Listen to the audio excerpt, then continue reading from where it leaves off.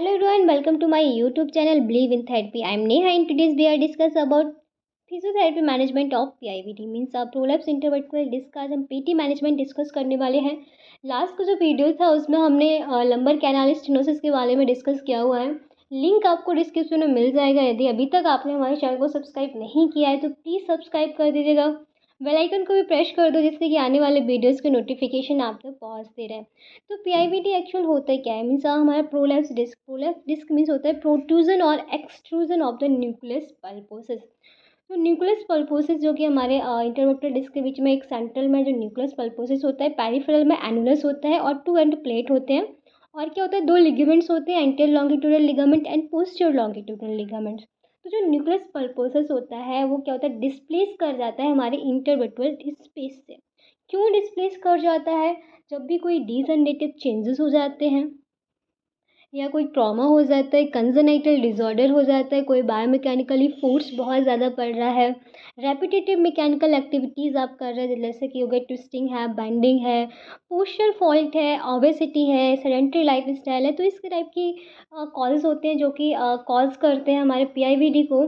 तो पीआईवीडी में क्या होता है, डिस्क जो होती है वर्जिंग डिस्क हो जाता है, मीन्स डिस्क डीजनरेशन हो जाता है डिस्क का प्रोट्रूजन एक्सट्रूजन हो जाता है एंड डिस्क का सिक्वेस्ट्रम हो जाता है। तो ये 4 टाइप की स्टेजेस होती है जो कि पीआईवीडी की होती हैं। तो आपके पास जो पेशेंट आता है तो पेशेंट क्या की कंप्लेन क्या होती है पेशेंट की, मोस्टली 90% जो केसेस होते हैं पेशेंट की जो प्रॉब्लम होती है लो बैक पेन होता है, सीवियर बैक पेन होता है। मीन्स केसेस होते हैं वो L4 L5 पे लो बैक पेन पेशेंट को सीवियर पेन देखने को मिलता है। पेशेंट की कंप्लेंट रहती है कि मसल्स बहुत वीक हो गई है, मूवमेंट करने में हमें प्रॉब्लम हो रहा है, पेन रेडिएट कर रहा है, paraesthesia, numbness, tingling like a pinning या निडल सेंसेशन पेशेंट को फील हो रहे हैं, एट्रोपी हो गई है, बाउल एंड ब्लैडर प्रॉब्लम हो रहा है, मसल्स स्पैज़म है, पैरास्पाइनल मसल्स स्पैज़म है, गेट प्रॉब्लम है, एंटाल्जिक गेट प्रॉब्लम होता है। तो ये सारे कंप्लेंट रहती है पेशेंट की। तो according to the patient complaint आप क्या करेंगे, कुछ स्पेशल टेस्ट करके चेक करेंगे जैसे कि डिस्ट्रक्शन टेस्ट हो गया, एसएलआर टेस्ट हो गया, लीजक टेस्ट हो गया, वोस्टिंग टेस्ट हो गया। बहुत सारे टेस्ट हैं, स्पेशल टेस्ट है जो कि हमारे पीआईवीडी के लिए हैं। तो जब आप उनको डायग्नोस करेंगे एंड देन उसके बाद आप क्या करेंगे, कुछ गोल सेट करेंगे। तो एक्यूट कंडीशन है तो आप क्या गोल सेट करेंगे, prevention of progression of the prolapse. आप सबसे पहले उसे प्रिवेंट करना चाहेंगे जिससे कि पीआईवीडी और प्रोग्रेशन हो रहा है। फिर उसको पेन को कंट्रोल करना है धीरे धीरे। Next is a gradual mobilisation.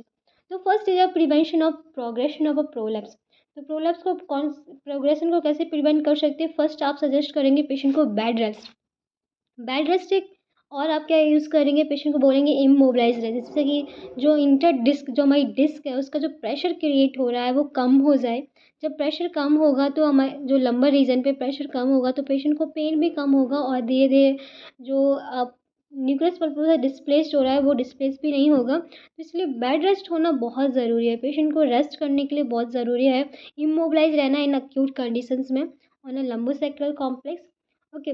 Next is a traction. Traction बहुत इंपॉर्टेंट होता है स्टार्टिंग फेज में। आप ट्रैक्शन पेशेंट को यदि एक्यूट कंडीशन है तो ट्रैक्शन से सही हो सकता है। ट्रैक्शन से क्या होगा, ट्रैक्शन देने पर प्रेशर है वो कम हो जाएगा। ओके। तो gentle pelvic traction can be given only a brief period. Static traction for longer duration can result to absorption or additional fluid by nucleus that can lead to high discal pressure to aggressive system.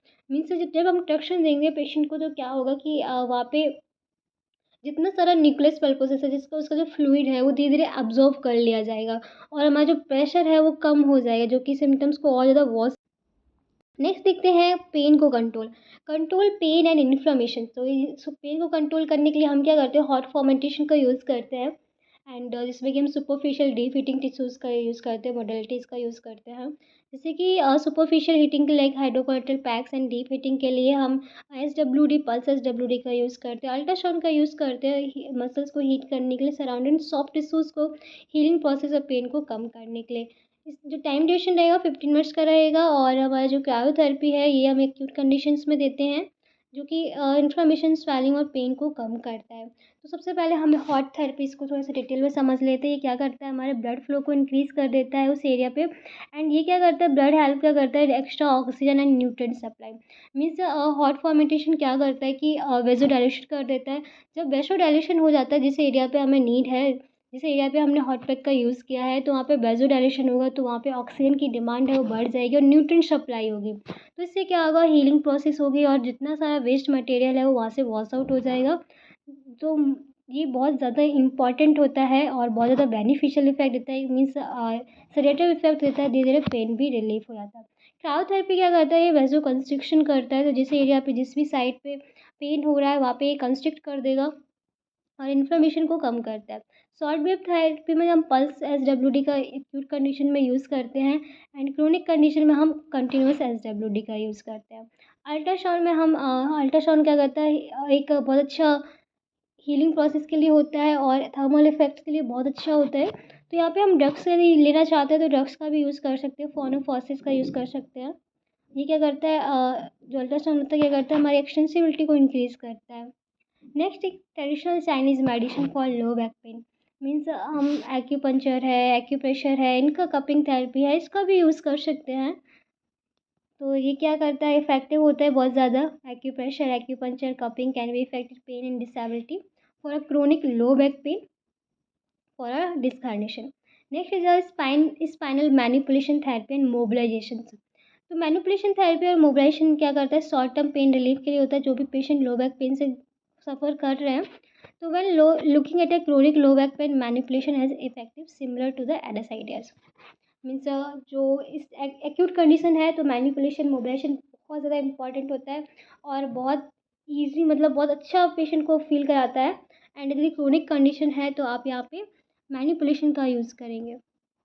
Next is a gradual mobilisation. Gradual mobilisation में क्या है, protect intermittent brief period of protected mobilisation using lumbosacral spinal support attempt and relax continuous passive mobilization of the lumbar spine, pelvis and lower limb is effective in a healing of the tissues and also improve the nutrition to the disc.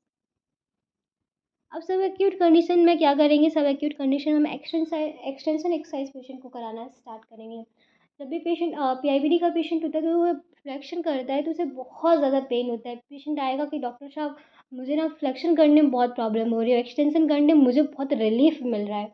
तो आप extension exercise को और ज़्यादा कराएंगे। तो first exercise क्या कराएंगे, prone lying में, prone lying for 5 minutes if the patient can not lie prone.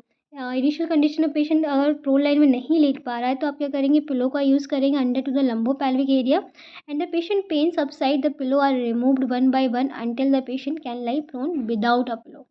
Exercise 2 में क्या होगा, पेशेंट को advance in a lying prone on the elbow, elbow पे प्रोन लाइन में रहना है and under the shoulder for 5 minutes, pelvis must be flat on the table. तो ये कुछ एक्सरसाइज है जो कि डेली आप करा सकते हैं पेशेंट को इस टाइप की। नेक्स्ट एक्सरसाइज 3 में क्या है, एक्सटेंशन एक्सरसाइज है ये। Patient advance to prone on hand and maintain this position for a few minutes.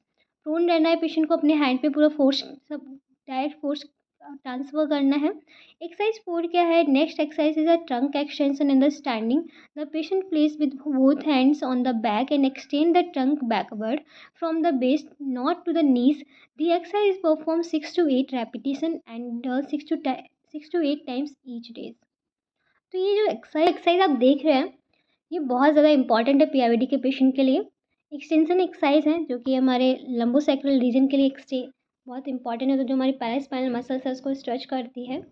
And यहाँ पे आपको ध्यान देना है कि पेशेंट को जितना ज़्यादा हो सके इसके रेपिटेशंस कराने हैं, दिन में 3 बार, 4 बार, 5 बार, जितना हो सके। Next is a flexion exercise.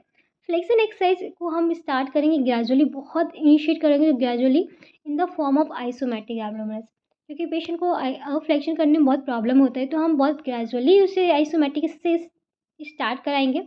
Caution याद रखना है क्या, trunk flexion and rotation should be contraindicated to avoid stress on a healing disc. Knee to chest position exercise करा सकते हैं प्रोग्रेशन में, धीरे धीरे स्टार्ट करेंगे। कॉन्ट्रा इंडिकेशन क्या है, bilateral SLR which put tremendous stress on a back is avoided.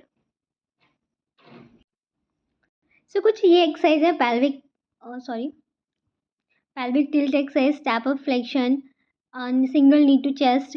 तो ये फ्लेक्शन एक्सरसाइज है। फ्लेक्शन एक्सरसाइज को आप स्टार्टिंग में नहीं कराएंगे, धीरे धीरे प्रोग्रेशन हो जाएगा, पेशेंट ईजिली करने लगेगा। तो ये हम लास्ट में जब पेशेंट को एकदम फिट करना है आपको तब ये एक्सरसाइज करानी है। Next is aerobic conditioning. Last जो हमें फोकस रखना होता है एरोबिक कंडीशनिंग पे पेशेंट को, क्योंकि उसे इनिशियल पूरा फेज़ में लेके आना है। तो ये हमारी कार्डियोवास्कुलर एक्सरसाइज होती है, लाइक स्विमिंग है, वॉकिंग है, जॉगिंग है, रनिंग है। 10 to 15 minutes per day in starting to the gradually started, and then आप इसे प्रोग्रेस कर सकते हो 30 मिनट्स के लिए पर डे पेशेंट को सजेस्ट कर सकते हैं। तो आई होप आप यहाँ तक सो वीडियो आपके लिए हेल्पफुल है तो प्लीज़ वीडियो को लाइक करें, चैनल को सब्सक्राइब करें। कोई भी क्वारी होती है तो कमेंट बॉक्स में कमेंट करके पूछ सकते हैं। Thank you so much and keep supporting me.